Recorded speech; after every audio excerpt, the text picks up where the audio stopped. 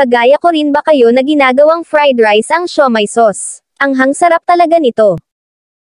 Para sa ating fried rice ay igisa lang natin ang dinurog ko na bawang. Kapag ito ay nag-brown na ay kasunod kong nilagay ang turmeric powder na 1 kutsara pero ito ay optional lang. Ito ay nagdadagdag kulay at kakaibang lasa sa ginagawa kong fried rice. Ito rin ang nilalagay na kulay sa java rice.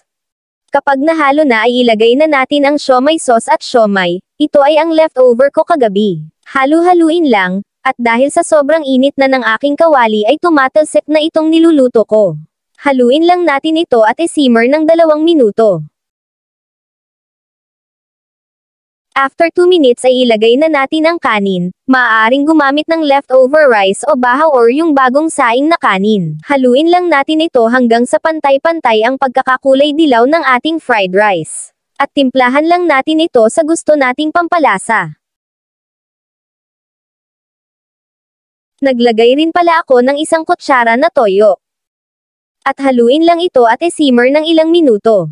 Again, ang turmeric powder ay optional lang. Pwede rin gumamit ng atsuete seeds para ma-achieve ang ganyang kulay. Nagdadagdag kasi ito ng gana lalo na kung kakaiba ang kulay ng ating fried rice di gaya sa nakasanayang luto sa fried rice na walang kulay. Minsan inuulam ko ito sa sunny side up na itlog.